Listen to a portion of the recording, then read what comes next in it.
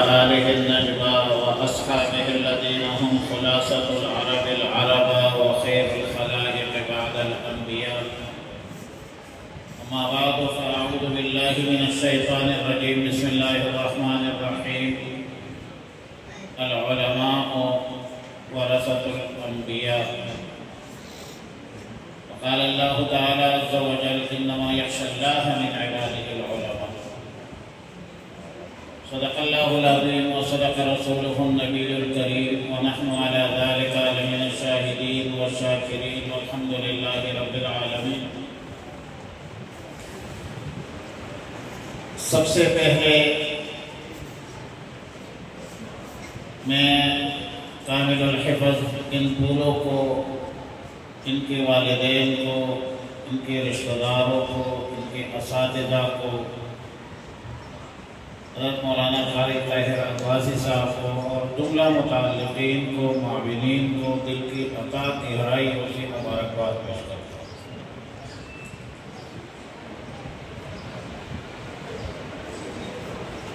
اور بنیادی بات تو یہ ہے کہ اللہ تعالی نے ہمیں اشرف المخلوقات بنایا. کروڑوں مخلوقات میں انسان کو اللہ نے مکرم معزز بنایا ہے.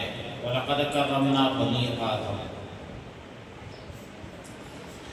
اور پھر انسانوں میں سب سے معزز محترم وہ ہے جس نے یہ کلمہ پڑھا ہے: لا الہ الا اللہ محمد رسول اللہ.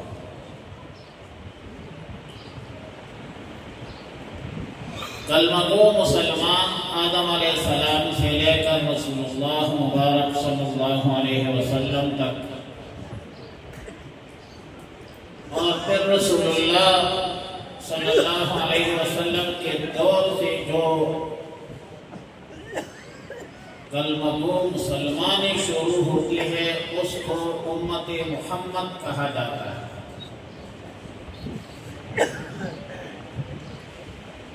اللہ نے ہمیں انسان بنایا، ایمان کے عظیم نعمت سے سرفراز فرمایا. نمبر 3، امت محمد عربی صلی اللہ علیہ وسلم میں شامل فرمایا، جس کے بارے میں قرآن کریم نے گواہی دی: کنتم خیر امت اخرجت للناس. تمام امتوں میں بہتر امت وہ امت محمد صلی اللہ علیہ وسلم.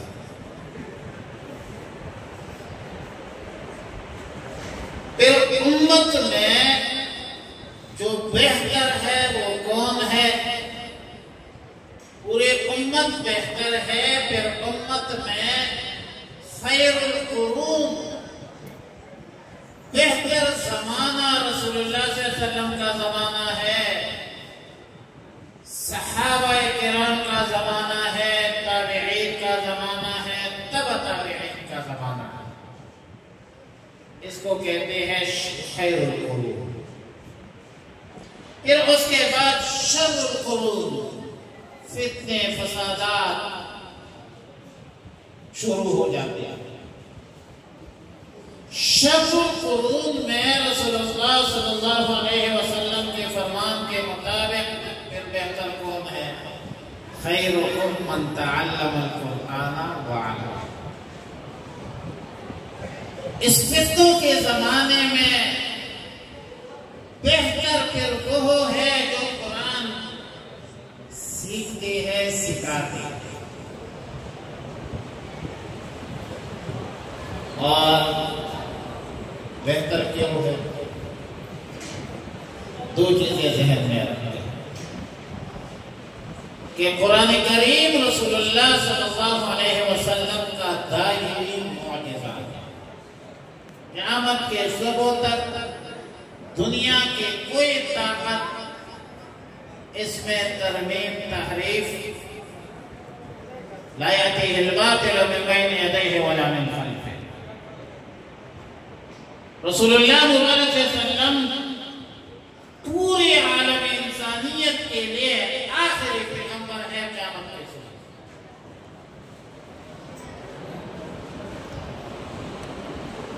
رسول اللہ صلی اللہ علیہ وسلم کے نبوت بھی قیامت کے صبح تک ہے، قرآن کے حقانیت اور اعجاز بھی قیامت کے صبح تک۔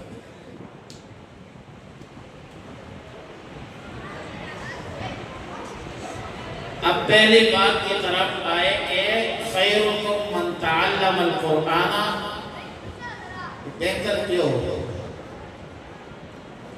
اس کے 10 جوابات۔ ایک جواب پوچھیں، قرآن کریم اللہ کی احکامات پر مشتمل ہے، یہاں تک کہ اگر ایک سورہ بقرہ سے 500 احکام جو ہے وہ مستنبط ہوتے ہیں، 500 احکام۔ اور ظاہری طور پر آپ دیکھتے ہیں عبادات میں وضو ہے، نماز ہے، حج ہے، زکوٰۃ ہے، روزہ ہے، معاملات میں بیوعات ہے، سلم ہے، مرابحہ ہے، تولیہ ہے، پھر مناکحات میں نکاح ہے، زہار ہے، طلاق ہے، خلع ہے، ہزاروں احکامات ہیں۔ آپ کو پتہ ہے اللہ کا پہلا حکم کون سا نازل ہوا ہے؟ ان تمام ہزاروں احکامات میں جو سب سے پہلا حکم نازل ہوا ہے وہ یہ ہے کہ اقرأ باسم ربک الذی خلق۔ نماز کا حکم بعد میں، جہاد کا حکم بعد میں، زکوٰۃ کا حکم بعد میں، روزے کا حکم بعد میں، تمام احکامات بعد میں۔ پہلا حکم جو نازل ہے وہ کیا ہے؟ اقرأ باسم ربک الذی خلق، قرآن پڑھو۔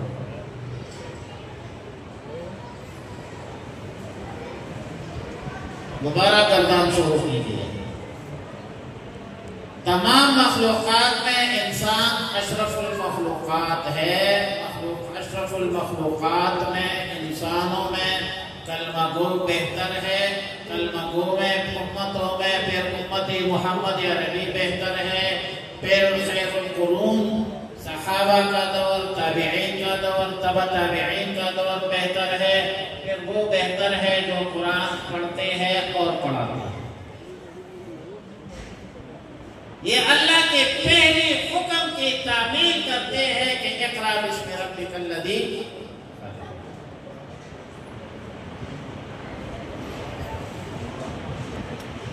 قرآن پڑھنے سے فرد سے لے کر فردا ہر بندے کے ذات سے لے کر جامع پورے عالم انسانیت تک درجہ بدرجہ اس کے فوائد ہے، ثمرات۔ دل جو ہے، ایمان کدھر ہوتا ہے؟ دماغ میں نہیں ہوتا، دل میں۔ اور دل کو زنگ لگتی ہے، ان القلوب تستو کما یستوی الحدید۔ دل کو زنگ لگ جائے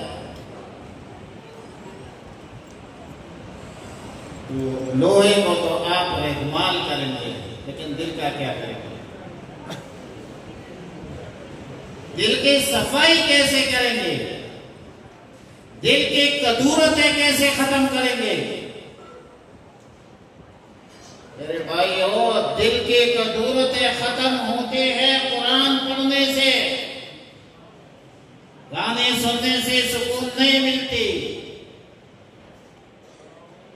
ڈرامے دیکھنے سے سکون نہیں ملتی۔ الا بذکر اللہ تطمئن القلوب۔ قرآن پڑھو، قرآن پڑھنے سے دل کی کدورتیں ختم ہوتی ہیں۔ اب ایک بندہ کہے کہ میں دل میرا خفا ہے، دماغ میری گنگس ہے، نشہ کرتے ہیں، ٹیبلٹ لیتے ہیں، کیا کرتے ہیں، قرآن کہتا ہے قرآن اقرأ باسم ربک الذی خلق۔ الا بذکر اللہ تطمئن القلوب وننزل من القرآن ما هو شفاء ورحمۃ للمؤمنین. قرآن شفا ہے. اب ہم قرآن پڑھتے نہیں ہیں اور ٹیبلٹ اور نشو کے پیچھے لگ جاتے ہیں. پھر گھر میں آ جائے تدبیر منزل جس کو کہتے ہیں. گھر میں قرآن کی آواز نہیں ہے، گانوں کی آوازیں ہیں، فلمیں کی آوازیں ہیں، اور کہتے ہیں کہ گھر میں برکت نہیں، برکت خاک آئی. برکت آتی ہے کس سے؟ قرآن پڑھنے سے. سوسائٹی کو دیکھ لیجیے، شہری زندگی کو دیکھ لیجیے،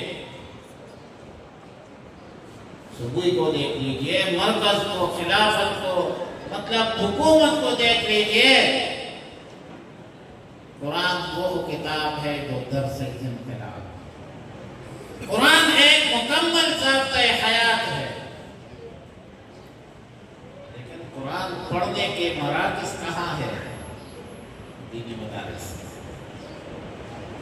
دینی مدارس، علماء صلحاء قراء کے ساتھ تعاون کرو، مدارس کا خیال رکھو.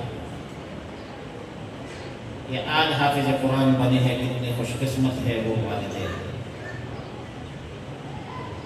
جن کے بچوں نے قرآن حفظ کیا. اورنگزیب عالمگیر کے بیٹے نے حفظ کیا. اس طرح ایک پروگرام رکھا، اپنے باپ کو بلایا. باپ نے کہا کہ مجھے تو خوشی کوئی نہیں ہے، میرے بیٹے نے تو حفظ نہیں کیا ہے. تاج تو آپ کو پہنایا جائے گا، مجھے تو قیامت کے دن وہ جو تاج ہے جس کی روشنی سورج سے بھی تیز ہے وہ تو تمہیں پہنایا جائے گا. مجھے تو تب خوشی ہوتی کہ میرا بیٹا حفظ کر لیتا. اور زیب عالمگیر اللہ مغفرت فرمائے، انہوں نے پھر حفظ شروع کیا. اس نے بڑا بھی پھر بڑی عمر میں اس نے حفظ کیا، اور پھر اپنے والد صاحب کے لیے ایک بڑا پروگرام رکھا. پھر اس کے والد صاحب نے کہا کہ آج تو بڑے سعادت مند ہے، بڑے خوش قسمت ہے یہ بچے جنہوں نے قرآن کریم حفظ کیا ہے. اللہ رب العالمین اس کے علم میں، عمل میں برکت عطا فرمائے، اور اولاد کے لیے، والدین کے لیے اللہ رب العالمین صدقہ جاریہ فرما دے. صلی اللہ علیہ وسلم.